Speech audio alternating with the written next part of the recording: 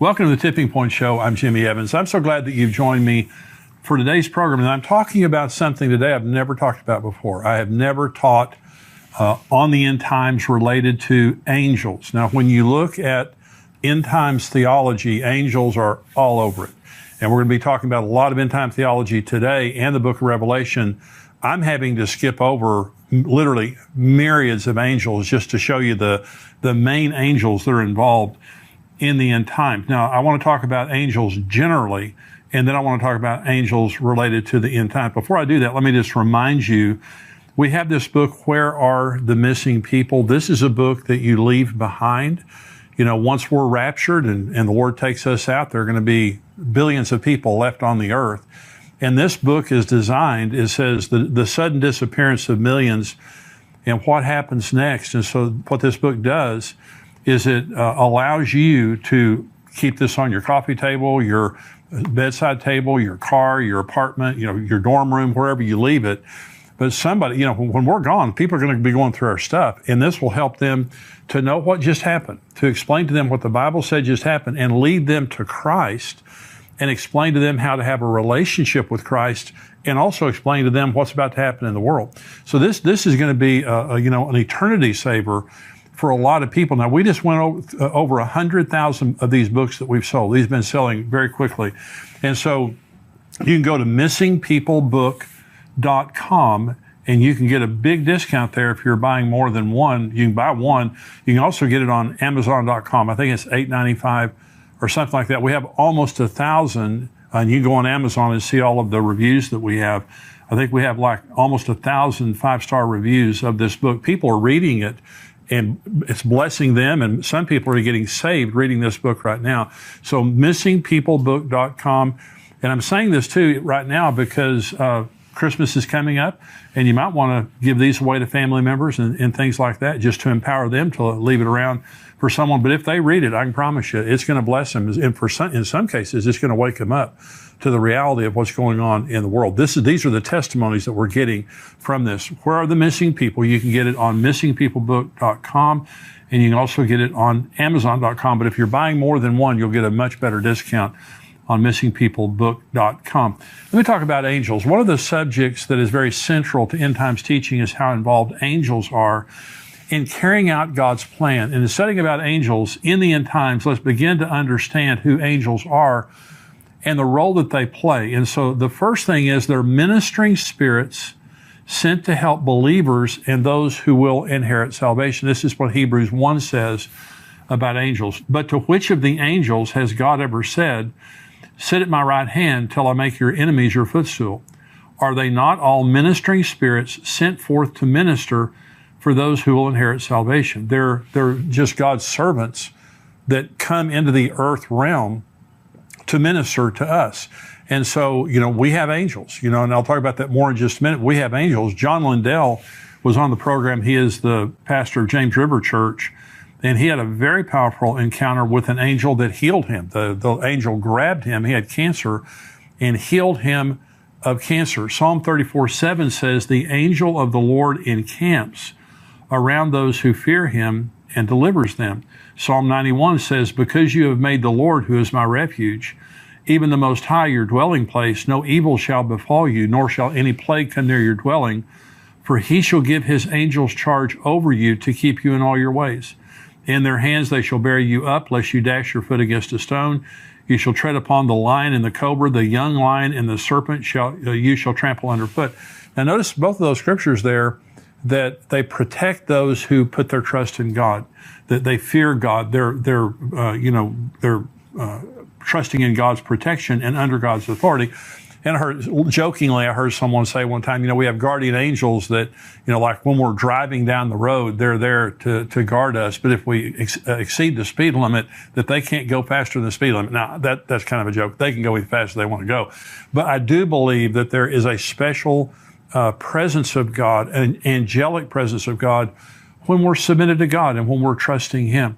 And so they also escort us to heaven when we die. Now, this is Luke chapter 16. There was a certain beggar named Lazarus, full of sores, who was laid at his gate, desiring to be fed with the crumbs which fell from the rich man's table. Moreover, the dogs came and licked his sores. So it was the beggar died and was carried away by the angels to Abraham's bosom. The rich man also died and was buried, and being in torment in Hades, he lifted up his eyes and saw Abraham afar off and Lazarus in his bosom. Now, notice it says the angels carried Lazarus. It didn't say they carried the rich man. And so now I've been at the bedside of many, many believers when they died. Let me tell you, when I was a young pastor, I dreaded doing funerals, and I dreaded people dying in the church that I pastored. But when it started happening, one of the things that I noticed was the presence of God at the death of a Christian is unbelievable. It's one of the most precious things in the world, most powerful things in the world. And my father-in-law died a few years ago, very strong Christian, went to sleep and never woke up again. And so we talked to the hospice nurse, and she said, well, he's maybe a day or two away from passing. And she said that don't be surprised right before his heart stops beating if he doesn't open his eyes and reach his arms out. She said, because the angels come for him. Well, if there's anyone who knows about that, it would be a hospice nurse. And she said it just matter-of-factly, and I believed her. And so as a believer, when we pass, angels come and take us into the presence of God. And the Bible says that very clearly there. Children have angels. This is Matthew 18. Jesus said, take heed that you do not despise one of these little ones. For I say to you that in heaven their angels always see the face of my Father who is in heaven. So God evidently assigns an angel to each one of our children. And remember, up until about the age of 13, children, any child that dies goes to heaven. And so they're before the age of accountability. The angel of the Lord, sometimes when you're reading in the Old Testament, you'll notice it says the angel of the Lord, and angel is capitalized. That's Jesus. The angel of the Lord in the Old Testament is Jesus pre-incarnate, and Jesus is all over the Old Testament in his pre-incarnate form. But we're not to worship angels. And so again, Jesus isn't an angel, by the way. He's just he's over the angels. Angels are not created in the image of God.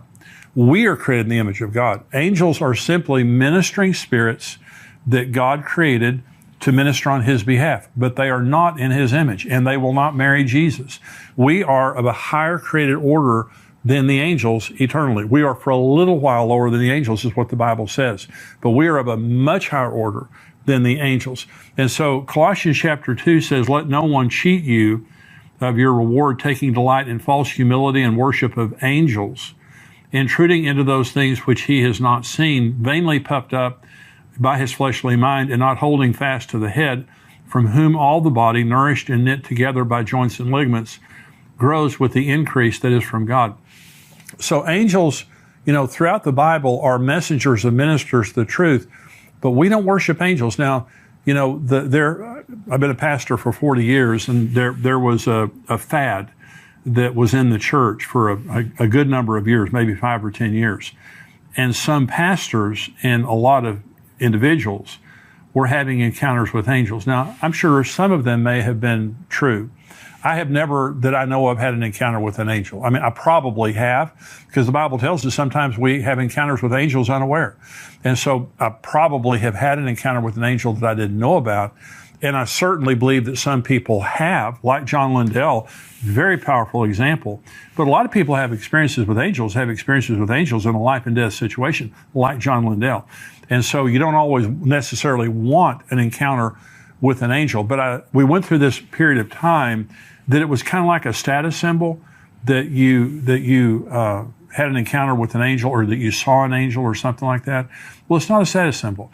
You are surrounded by angels whether you realize it or not. And sometimes they may appear in our world, but not always as someone that we would recognize. That's why it says you entertain angels unaware. But my point in this message is to say, angels play an absolutely crucial role. There's kind of two extremes.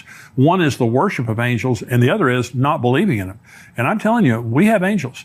There are times, I'm certain in my own life, there have been probably hundreds, if not thousands, of instances where something bad would have happened to me without my angel doing something about it, our guardian angels.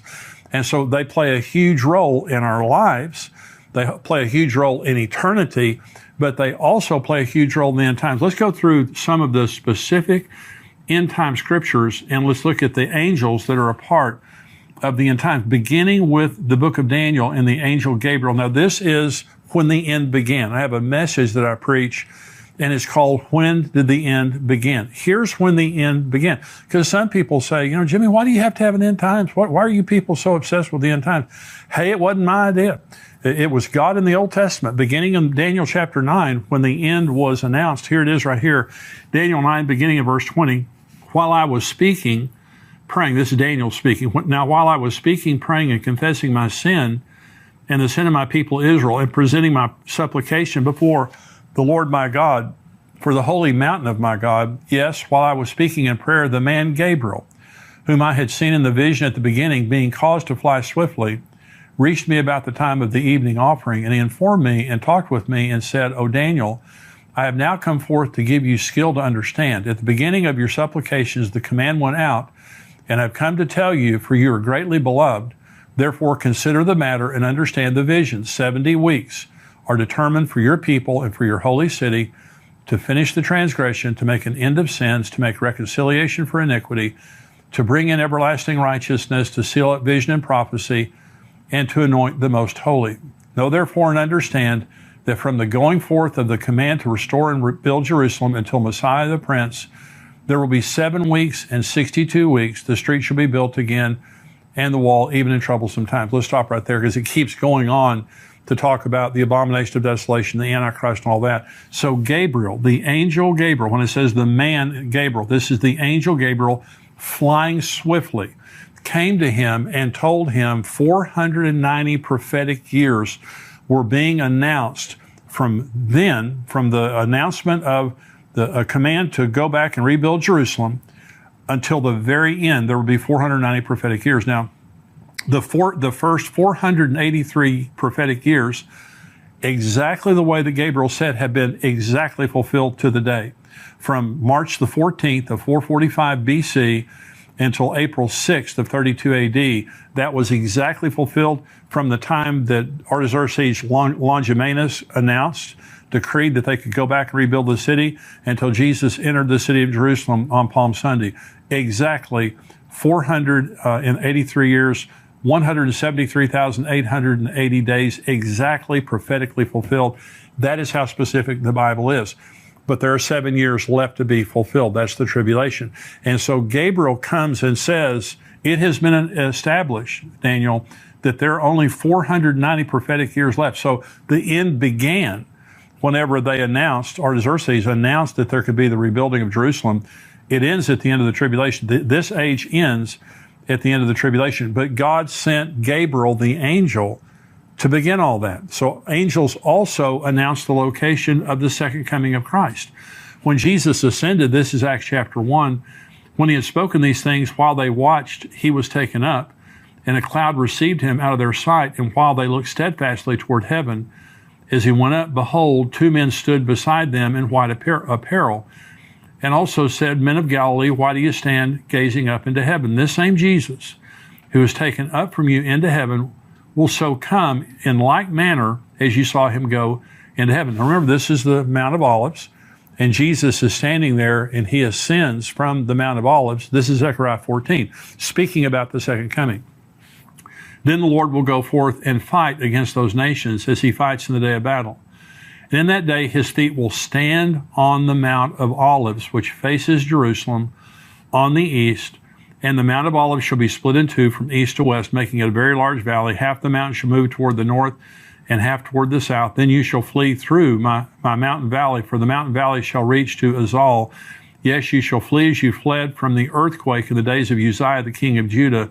Thus the Lord my God will come, and all the saints with you. Now, this is a parallel text with Acts 1. It's also a parallel text with Revelation 19. It says, Thus the Lord my God will come, and all the saints with him, and return to the Mount of Olives. Revelation 19 says that's where it talks about the marriage supper of the Lamb. And then it says that he returns on a white horse, and all the saints return with him. So understand this. When the rapture happens and we go to heaven for 7 years, and I'll be answering a question during the subscriber portion about the timing of the marriage supper of the Lamb. And I've got a very specific question, because some people believe that the marriage supper of the Lamb doesn't happen until the end of the tribulation based on Revelation 19. I'm going to correct that. But Jesus comes and we come with him. When Jesus returns to the earth, we literally come right up. We're looking right over his shoulder when it happens. It's going to be an unbelievable moment. But an angel is the one who announced the specific location where Jesus was going to come back in the New Testament. We'll get right back to Tipping Point in a moment, but I wanted to take a second to tell you about our sponsor, ExpressVPN. Going online without ExpressVPN is like leaving your kids with the nearest stranger while using the restroom. Most of the time it's probably fine, but you never truly know who you're trusting. What if they're a kidnapper or a serial killer? ExpressVPN creates a secure tunnel between your device and the internet. It would take a hacker with a supercomputer over 1 billion years to get past ExpressVPN's encryption. It is so easy to use. You just start the app and press one button to get protected. You can connect up to 5 devices simultaneously, and it works on all your devices. Protect you and your family today and get an extra 3 months free by visiting expressvpn.com/endtimes. That's expressvpn.com/endtimes. To stay safe and get an extra 3 months free, visit expressvpn.com/endtimes. The rapture will also occur with the voice of an archangel. 1 Thessalonians 4. The Lord himself will descend from heaven with a shout, with the voice of an archangel and with the trumpet of God. And the dead in Christ will rise first. Then we who are alive and remain shall be caught up together with them in the clouds to meet the Lord in the air. And thus we shall also always be with the Lord. Therefore, comfort one another with these words. Now, notice there it says we meet him in the air. Okay, that's the rapture. The second coming is on the Mount of Olives. Okay, that's another way to understand it. It says, the voice of an archangel. Only Michael. Now, Michael and Gabriel, we believe, are archangels. Michael, we know is an archangel because the book of Jude tells us that Michael is an archangel. Gabriel, he is announced as an archangel in the book of Enoch. And now the first book of Enoch, I believe, is inspired. It's not canon. It's not the Bible. The other 2 books of Enoch are not inspired. They've already been proven to be false. Now remember, the book of Jude quotes the book of Enoch. And so you can't dismiss the book of Enoch. But I believe Michael and Gabriel, so at the rapture, either Michael, Gabriel, there's going to be the voice of an archangel there. The book of Revelation was given to John by the Lord's angel. This is Revelation 1. The revelation of Jesus Christ, which God gave him to show his servants things which must shortly take place. And he sent and signified it by his angel to his servant John, who bore witness to the word of God and to the testimony of Jesus, to all the things he saw. Blessed is he who reads and those who hear the words of this prophecy and keep those things which are written in it, for the time is near. The book of Revelation is the only book in the Bible that promises a blessing to people who read it. That's why it's so important to read it. And so, but we're told there that John was given the revelation by the angel of the Lord. The scroll with the seals that begins the tribulation will be controlled by a strong angel. This is Revelation 5. I saw in the right hand of him who sat on the throne a scroll written inside and on the back, sealed with 7 seals. Then I saw a strong angel proclaiming with a loud voice, who is worthy to open the scroll and to loose its seals? And no one in heaven or on the earth or under the earth was able to open the scroll or to look at it. So again, you just see how many times that an angel is involved. I'm not finished yet. We have more to go. But you see how many times an angel is involved. And so I believe these angels are present with us right now. And I believe that, and of course, as believers, you have to understand one of the beautiful things. The instant that we're raptured, we enter into the unseen realm. We're a part of the supernatural realm. And I think it's going to be absolutely intriguing all of a sudden to be able to see myriads and myriads and myriads of angels that are around us and how they interact. But God uses angels in a profound way all the time, but related to the end times. This is another one. An angel seals the 144,000 Jews in the tribulation with the seal of God. This is Revelation 7. After these things, I saw 4 angels standing at the 4 corners of the earth, holding the 4 winds of the earth, that the wind should not blow on the earth or the sea or in any tree. So there are 4 angels right there. Then I saw another angel ascending from the east, having the seal of the living God, and he cried with a loud voice to the 4 angels to whom it was granted to harm the earth and the sea, saying, do not harm the earth, the sea, or the trees, till we have sealed the servants of our God on their foreheads. And I heard the number of those who were sealed. 144,000 of all the tribes of the children of Israel were sealed. Now this is Revelation 14, again talking about the 144,000.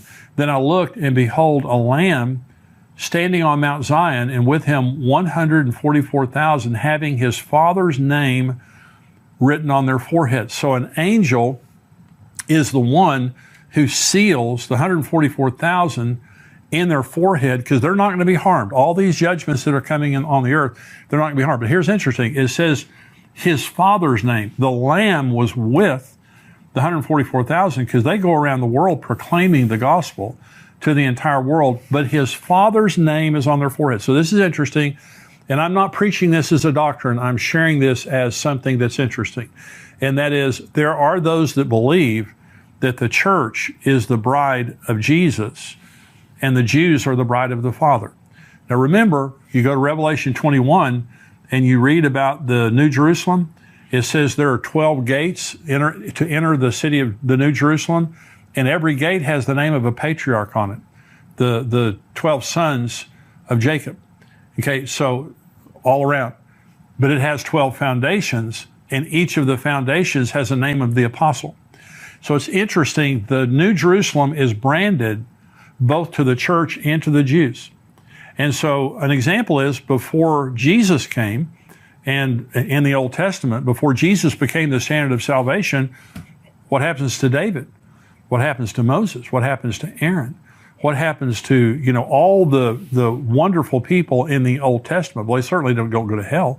And so where do they go? So there are those that believe that in the New Jerusalem, this is shared by the Old Testament Jewish saints that are the bride of the Father and the church that is the bride of Christ. Interesting thing. Okay. Another one. 3 angels proclaim a universal message to the world in Revelation 14. It says, then I saw another angel flying in the midst of heaven, having the everlasting gospel to preach to those who dwell on the earth, to every nation, tribe, tongue, and people, saying with a loud voice, fear God and give glory to him, for the hour of his judgment is come, and worship him who made heaven and earth, the sea, and the springs of water. Another angel followed, saying, Babylon is fallen the great city, because she has made all nations drink of the wine of the wrath of her fornication. Then a third angel followed and with them, saying with a loud voice, if anyone worships the beast and his image, and receives his mark on his forehead or on his hand, he himself shall also drink of the wine of the wrath of God, which is poured out full strength into the cup of his indignation. He shall be tormented with fire and brimstone in the presence of the holy angels and the presence of the Lamb. And the smoke of their torment ascends forever and ever, and they have no rest day or night who worship the beast in his image, and whoever receives the mark of his name. Now, there's several things in there. The first is, it says that they'll be tormented in the presence of the Lamb and his holy angels. Satan is not the Lord of hell. Jesus is the Lord of hell. And so Satan is in the judgment of hell like everybody there with him. He's bound there. And so, but it says, it begins by saying an angel came and proclaimed the everlasting gospel to the 4 corners of the world, every tribe, nation, and tongue. When Jesus said this gospel will be preached into all the world and then the end will come, that's when it happens. It happens through the church before the rapture. It happens through the 144,000 after the rapture. It happens through the 2 witnesses after the rapture. And finally, it happens with this angel in Revelation chapter 20, preaching the gospel supernaturally to every person on earth. And so these angels that are proclaiming the gospel, and Babylon has fallen, and the unforgivable sin of taking the mark of the beast, these are all angels proclaiming 3 important messages. And here finally, an angel binds Satan for 1,000 years at the beginning of the millennium. This is Revelation 20. Then I saw an angel coming down from heaven, having the key to the bottomless pit and a great chain in his hand. He laid hold of the dragon, that serpent of old, who is the devil and Satan, and bound him for 1,000 years. And he cast him into the bottomless pit and shut him up and set a seal on him, that he should deceive the nations no more till the 1,000 years were finished. But after these things, he must be released for a little while. Here's the wonderful thing about that scripture. It just takes one angel. When it talked about the seals, it says a strong angel said, who is worthy to break the seals? This doesn't even say it's a strong angel. So let me just say, first of all, when Satan fell, he took a third of the angels with him. That means that 2/3 stayed with God. That means in the angelic realm, the angels of God are twice as powerful as the angels of Satan. But how much more powerful is God than Satan? It would be like the United States of America fighting 30 people. There's just no comparison. I mean, God is infinitely more powerful than the devil. So when it comes time to lock the devil up, one angel goes over and takes him and puts him in the bottomless pit. But I just want you to notice now the angelic participation in the end times, but the same is true for us today. We don't worship angels, but you need to remember, you have angels around you all the time. And God is using those angels in your child's life. The day that if Jesus tarries and we pass away, they're going to take us into the presence of God. In the meantime, we have guardian angels that are with us. They're ministering spirits sent to render aid to God's elect. So when you're praying for yourself, you're praying for your family, you're praying for your children, whoever you're praying for, angels are dispatched. God uses angels in a supernatural way in the earth realm to help us, but they are and will be a major part of the end times. Now I'm going to talk about Israel. We're going into the subscriber portion.